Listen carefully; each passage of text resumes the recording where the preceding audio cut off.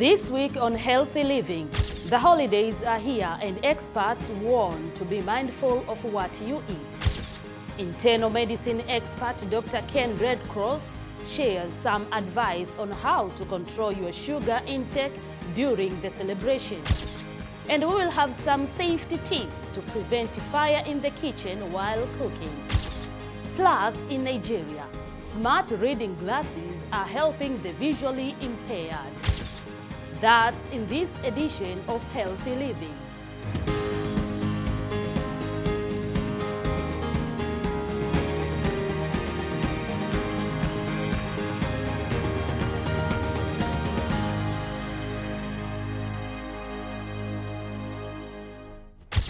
Hello and welcome to Healthy Living. I'm Kamiti Kibayasi.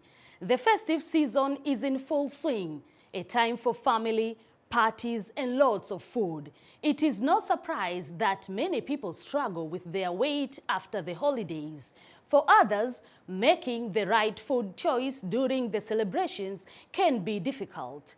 Research shows that high cholesterol, cardiovascular diseases, elevated blood pressure, and increasing blood sugar levels are common after holidays worldwide.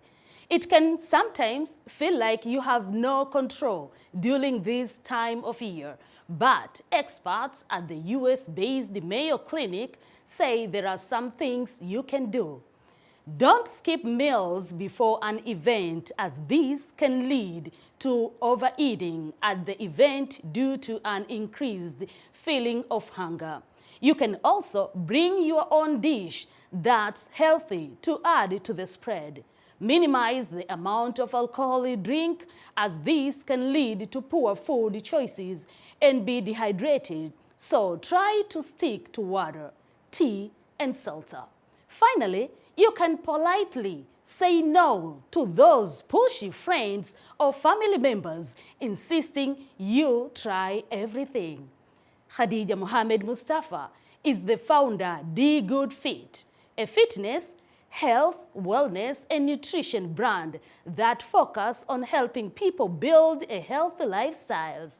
Let's join in her kitchen in Abuja, Nigeria. It is very, very, very important to start to maintain a healthy lifestyle at an early stage. It takes a lot of discipline to see something that you want to eat and say to yourself, okay, I will not eat it. People with diabetes, I would advise them to eat more whole grains, which is things like bulgur wheat, brown rice, quinoa, and things like that. And also, I would advise them to stay away from processed food and eat protein like chicken, beef, fish. Just stick to the basic things and make sure that they portion control their food. Because people with diabetes, for them, it is a completely different ballgame.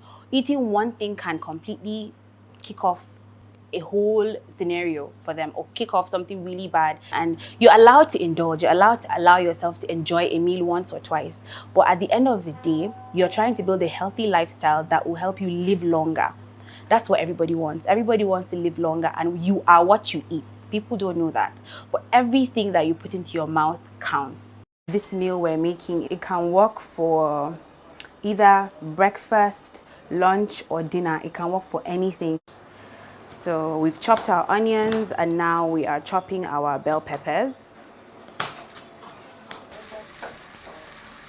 We are adding our pre-marinated chicken breasts to simmer, and just marinated vegetables, sauteed vegetables.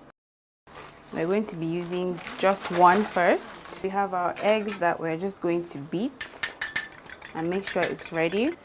Okay, once that is ready, we flip it. After this is you close your wrap. So this is the final product. This wrap is ready.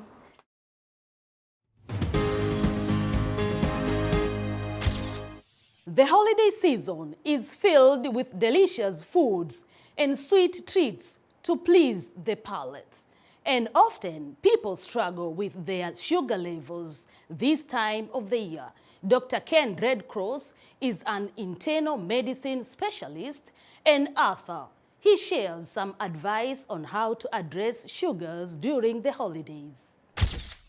So I wanted everyone out there to be mindful about some signs and symptoms that your blood sugar may be elevated and you just don't know. So the things you want to think about, fatigue, increased urination, increased thirst, blurred vision.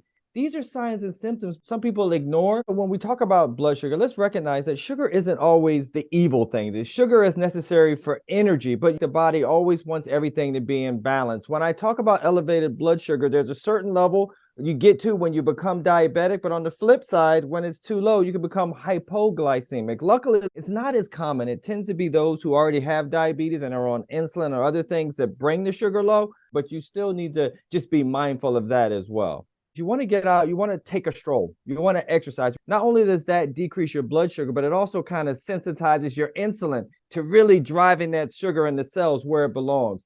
The other thing is, you want to learn about some things that are a little bit closer to the earth that can help support your blood sugar. I always talk about berberine because not only does that help support your blood sugar, it also helps support that ugly cholesterol, LDL, that we don't want. And last but not least, when you talk about those hidden sugars, I want everyone out there to curb those artificial sweeteners. They're terrible. Not only are they bad as far as spiking up your blood sugar, believe it or not, but they also destroy your microbiome. Some of those symptoms, that fatigue, this is fatigue like no matter how much rest you get, it just isn't enough. When you talk about that frequent urination, it tends to be a lot at nighttime. And with that frequent urination, you're also thirsty and it's insatiable. And blurred vision is something that some people blow off to an eyeglass prescription change, or I need to change my glasses.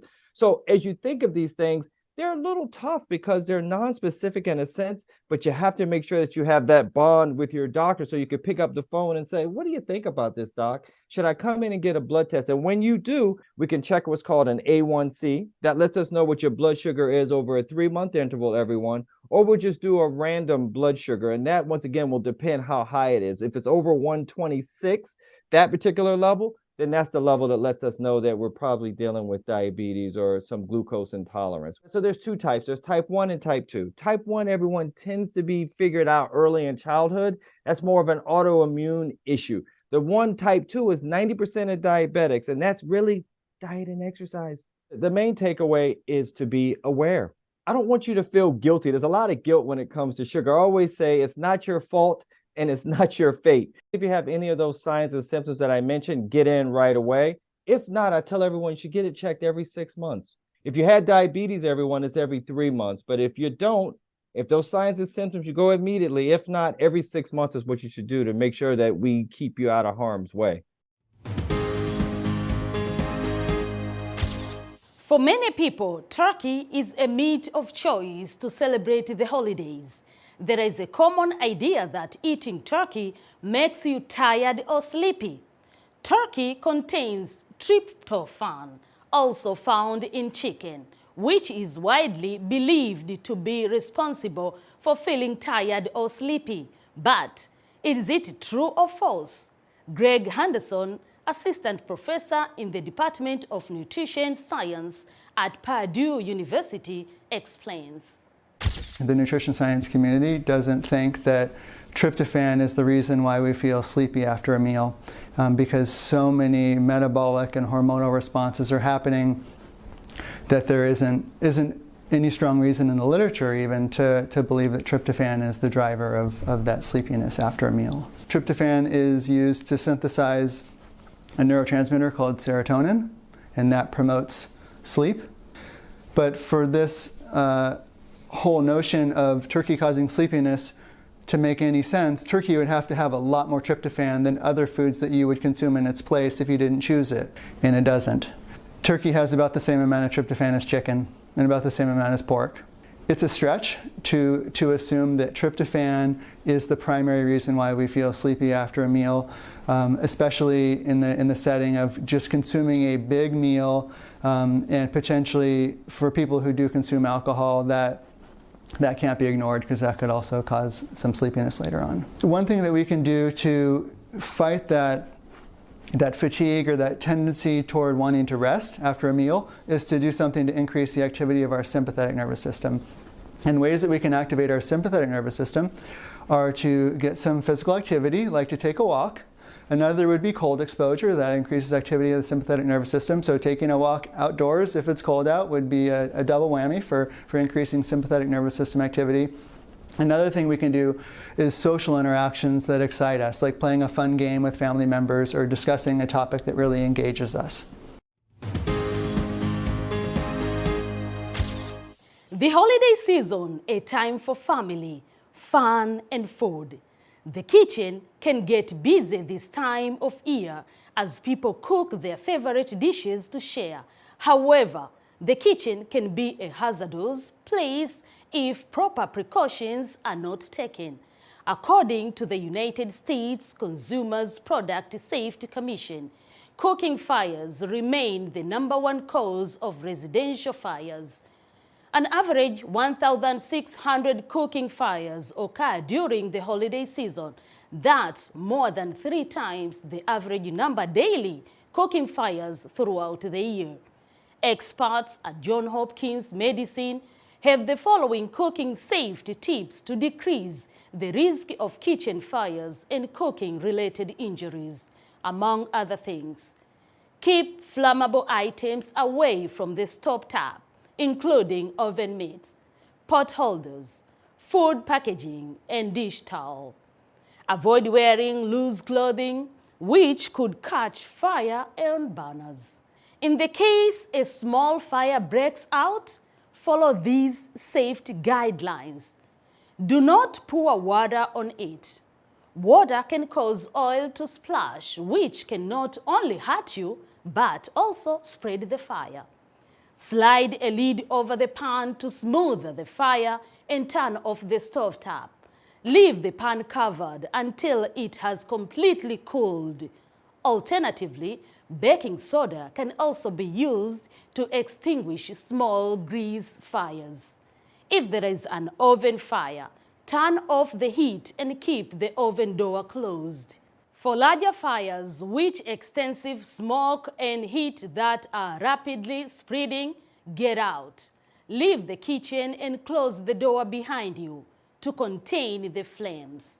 Once you are safe, call a local emergency number. A Nigerian startup is using technology to assist the visually impaired with several products, including smart reading glasses that convert text to audio. David Doll has more. Mishak Odion is on his way to an ICT class in his school library. But today, the technology on show is an app that can help him read. Blind since birth, the 17-year-old attends a school for visually impaired children in Nigeria's megacity, Lagos. The aspiring musician has worried about what the world would hold for him with Braille as his only means of reading. I would prefer this app because there are many things that I will see outside there, and maybe it will not be in Braille, it may be in sighted, so this app will help me to recognize it. Odion's renewed hope is thanks to a Nigerian startup called Vinsight. Its team has developed several products, including a mobile app that translates text to audio. That software, CEO Kolowole Tomi explains, is now being remodeled into a hardware eyeglass. The hardware glasses, is pretty much leveraging the same technology as the software, but at an optimized level.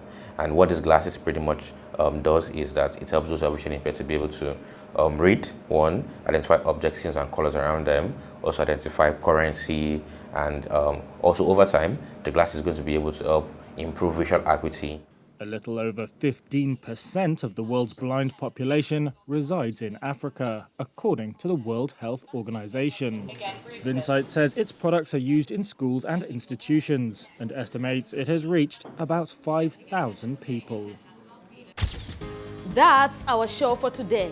For more health news, wellness tips, and medical breakthroughs, stay connected to Voice of America at voaafrica.com. You can follow me on Twitter at MkamitiVOA. Until next time, stay well and strive to make every day a healthy day.